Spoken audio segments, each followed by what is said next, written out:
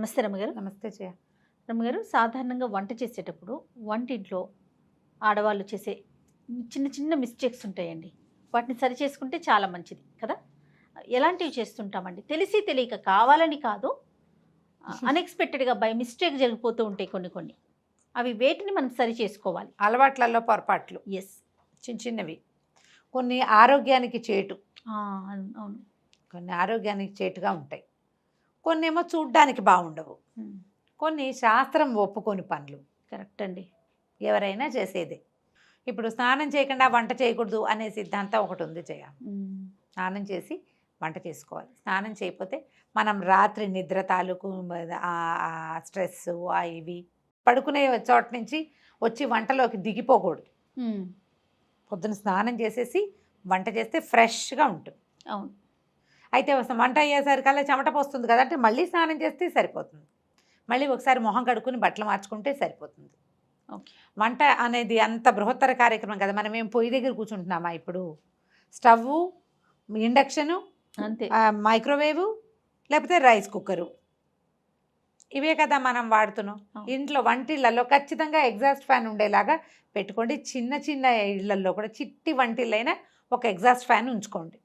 ఇప్పటిదాకా లేకపోతే అందరి ఇళ్లలోనూ చిమ్నీలు ఉంటున్నాయి, ఎగ్జాస్ట్ ఫ్యాన్లు ఉంటున్నాయి. ఎగ్జాస్ట్ ఫ్యాన్ ఉంటే ఏమవుతుందంటే గాలి బయటికి వెళ్ళిపోతుంది, ఆవిరి బయటికి పోతుంది, నూనె వాసనలు బయటికి వెళ్తాయి. మనకంత చెమటగా ఉక్కగా బంకగా అలాగేం ఉండదు. ఎవరింటి కిచెన్లో ఎగ్జాస్ట్ ఫ్యాన్ లేదో పల్లెటూళ్ళల్లో కూడా ఎగ్జాస్ట్ ఫ్యాన్ పెట్టుకోవచ్చు. రకరకాల ఫ్యాన్లు లైట్లు పెట్టుకుంటాం కదా, దాంతోపాటు ఇది కూడా పెట్టుకుంటే ఇల్లు శుభ్రంగా ఉంటుంది. మీకు కూడా కొంచెం ఫ్రెష్ ఫీల్ ఉంటుంది. ఆ ఇంట్లో మా వంట చేసిన ఘాటు వాసనలన్నీ ఇల్లంతా చుట్టుముట్టకుండా బయటికి వెళ్తాయి. ఇది ఒక పద్ధతి. సూపర్. అయితే స్నానం చేయకుండా వంట చేయొద్దు, మెయిన్ రూలు. ఎప్పుడో ఒకప్పుడు హడావిడిగా చేసేయాల్సి వస్తుంది, తప్పదు. ఇంకా అవకాశం లేనప్పుడు చేసేసుకోండి.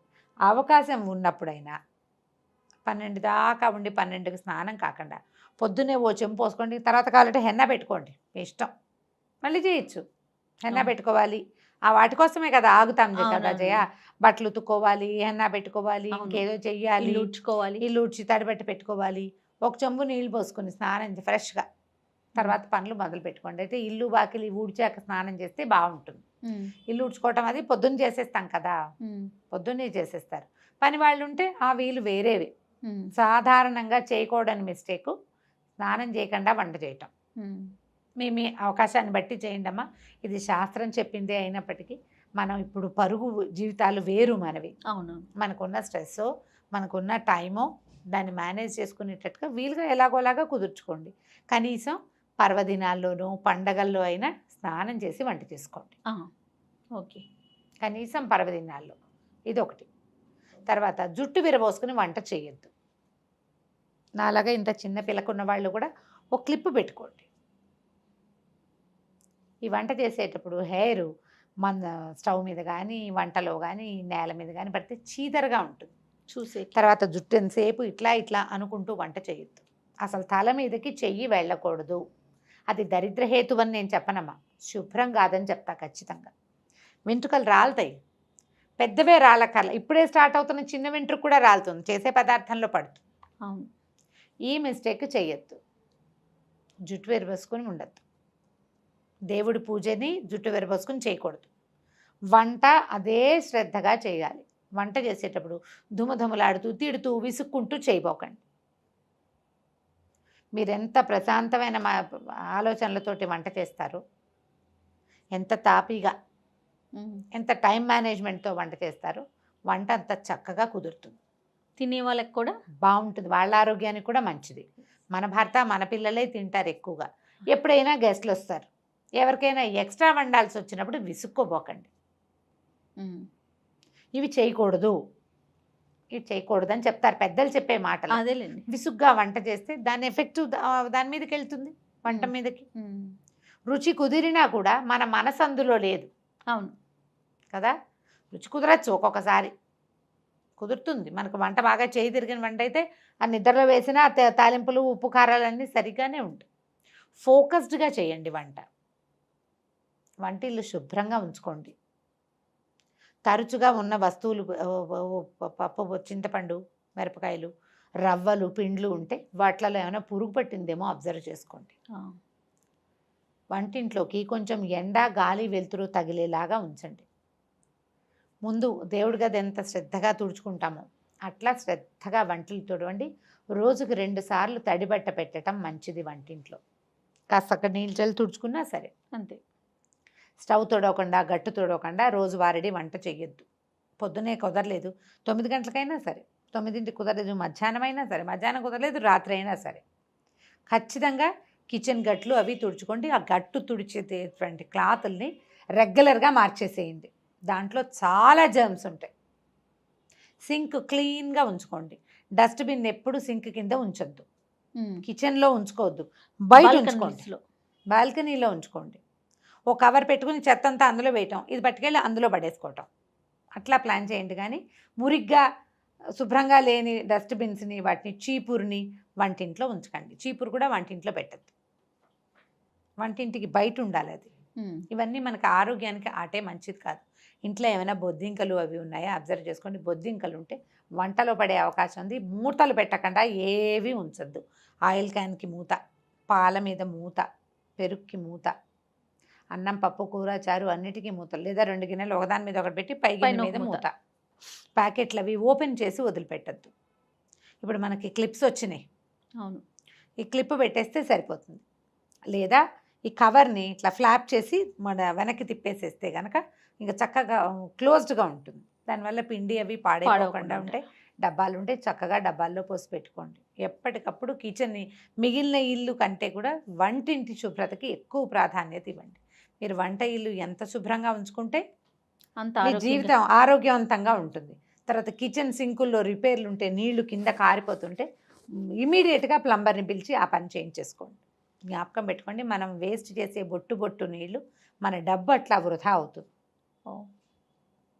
కిచెన్లో ఎప్పుడు తడిగా చెమ్మగా ఉంటే ఫంగస్ ఫామ్ అవుతుంది. ఎప్పుడు శుభ్రంగా ఉంచుకోవాలి, డ్రైగా ఉండాలి కిచెన్. వంటిల్లు ఎప్పుడు డ్రైగానే ఉండాలి. శుభ్రంగా ఉంచుకోండి. దాన్ని శుభ్రంగా ఉంచితే ఇక మీరు ఏ తప్పులు చేయరు. ఇవే మనం చేసే పొరపాట్లు చేయాలి. దైనందిన జీవితంలో మనం ఈ పొరపాట్లే చేస్తాం. నూనె వేస్తామా, నూనె చేత్తో డబ్బాలు ముట్టుకుంటూ ఉంటాం. అందుకని ప్రతి నెల డబ్బాలన్నీ శుభ్రంగా తోమించుకుని పెట్టుకోవటం. ఓ పదార్థం అయిపోయింది, దాన్ని తోమి ఎండని వెళ్ళబెట్టుకుని ఇక శుభ్రంగా తుడుచుకుని మళ్ళీ ఫ్రెష్ వస్తువు పోసుకోండి. ఆ 1 కేజీన్నర 2 కిలోల కందిపప్పు అయిపోయాక అదే డబ్బాలో మళ్ళీ కందిపప్పు పోయొద్దు. ఏదైనా పురుగు పట్టే అవకాశం పాత కందిపప్పు వల్ల ఉంటుంది. అయిపోగానే డబ్బా కడుక్కోవాలి. మొత్తం అన్నీ ఒకేసారి అయిపోవు కదా, కొంచెం ముందు వెనకగా అవుతాయి. డబ్బా అయిపోతే శుభ్రంగా కడిగేసుకోవటము, దాంట్లో చేయటం. ఎప్పటి డబ్బా అప్పుడు. ప్లాస్టిక్ వాడకాన్ని తగ్గించండి కిచెన్లో. చేయగలమా? ట్రై చేయాలి రమ్మగారు. ట్రై చేయాలి. చాలా వరకు చేయొచ్చు. ఎందుకంటే ఇప్పుడు మనకి స్టీల్ డబ్బాలు వచ్చేస్తున్నాయి కదా, బాగా గ్లాస్ జార్స్ ఉన్నాయి. గ్లాస్ జార్స్ బాగా ఆ మధ్య దొరుకుతున్నాయి. ప్లాస్టిక్ ఒక ఫ్యాషన్ అయింది కదా రమ్మగారు. ఇప్పుడు అవేర్నెస్ వచ్చింది, వద్దు మళ్ళీ మనం పాత పద్ధతిని ఫాలో అవుదాం అనేసి. కావాలంటే స్టీల్ డబ్బాల మీద పేర్లు పెట్టుకోవటమే అంతే. లేదా సైజుల వారీగా ఉంచుకుంటే ఈ సైజ్ దాంట్లో ఇది, ఈ సైజ్ దాంట్లో ఇది అని మనకు జ్ఞాపకం. ఎవరి వంటింట్లో వాళ్ళకి తెలిసిపోతుంది డబ్బా చూస్తే, కొత్త వాళ్ళకే అర్థం కాదు. అదే చింతపండు ఉప్పు లాంటివి స్టీల్ వాటిలలో వేయకుండా గ్లాస్ వాటిలలో వేసి పెట్టుకోండి. గ్లాస్ జార్లో పెట్టుకోండి. పింగాణివి దొరుకుతాయి మనకు, చక్కగా దొరుకుతున్నాయి కదా. అట్లా ఏదైనా అంటే మనం ప్రధానంగా ఏంటంటే ఈ తప్పుల వల్లే మనకి అనారోగ్యం రావడానికి అవకాశం ఉంటుంది. అవును. మురికి, దుమ్ము, పాత వస్తువు ఉండిపోవటం, పాత ఉన్న దాంట్లోనే వేయటం, పురుగు పుట్టి పై వస్తువు పాడైపోవటం. ఎప్పటికప్పుడు కందిపప్పు, మినపప్పు, శనగపప్పు, పెసరపప్పు, పల్లీలు, ఎండుమిర్చి వీటిని చెక్ చేసుకోండి. ఎక్కువ తెచ్చామనుకో అడుగు వస్తువు పాడైపోవడానికి అవకాశం ఉంటుంది. ఎక్కువ అయితే కనుక నేనైతే ప్యాక్ చేసి ఫ్రిడ్జ్లో పెట్టినాను జయ. ఎందుకు అబద్ధం చెప్తాం, ఫ్రిడ్జ్లోనే ఉన్నాయి. అవునా? మా రవ్వలు మెట్రో నుంచి తెచ్చాను అనుకో, ఒకవేళ అప్పుడు మరి రవ్వ బయట పెడితే పురుగు పడుతుంది. ఏం చేయడం, మొత్తం మా ఫ్రిడ్జ్ పెద్ద బీరువాలాగా ఉంటుంది, బీరువాలో దోసి పెట్టుకోవటం. ఏం చేస్తాం, తప్పట్లేదు రమ్మగారు. వస్తువైనా పాడైపోతుంది. తప్పట్లేదు. ఎండి మిరపకాయలకిను వెల్లుల్లికి కూడా పురుగు పడుతుంది అంటే చూడండి మరి. పురుగు పడుతుంది. మీరు వస్తువులు ఏమైనా తడి బట్టలు అలాంటివి ఉంచబోకండి. తడి వస్తువులు ఉంచొద్దు. పాడైన వస్తువు ఇమీడియట్గా డిస్పోజ్ చేసేయండి. రేపు ఎప్పుడో బాగు చేద్దామని అనుకున్నామంటే ఆ పప్పులలో ఉన్న పురుగులు మిగిలిన వాటికి పట్టేస్తాయి. బయట పెట్టేయండి ఎండలో. బాల్కనీ అవకాశాలు ఉంటే బాగుంటుంది. మళ్ళీ కొత్తగా ఫ్లాట్లు కట్టుకునే వాళ్ళు, కొత్తగా ఇళ్ళు ఏర్పాటు చేసుకునే వాళ్ళు మంచి వెంటిలేషన్ చూసుకోండి కిచెన్కి. బాల్కనీలోకి కిచెన్కి డోర్ ఉంటేనే మంచిది, మనకి గాలి వెలుతురు వస్తాయి. అవును, అవును. ట్రై చేసి చూడండి. ఇప్పుడు ఇవన్నీ అందరికీ తెలిసినవే, నేను కొత్తగా చెప్పినవి ఏమీ లేవు. ఏమైనా 1-2 టిక్కులు పెట్టుకుంటే కనుక ఆ టిక్స్ని సరి చేసుకోండి. ఇవందరికీ తెలిసిన మాటలే, కొత్త మాటలే ఏం చెప్పట్లేదు. నేనైతే స్ట్రిక్ట్లీ 2 విషయాలు నాకు చెప్పాలనిపించేది ఏంటంటే, శుభ్రంగా ఉండి వంట చేయండి, మురిగ్గా వంట చేయొద్దు. శుభ్రమైన వంటింట్లో వంట చేయండి, అది మీకు మంచిది, ఇంట్లో వాళ్ళకి మంచిది. రైట్. నమస్తే. నమస్తే జయ.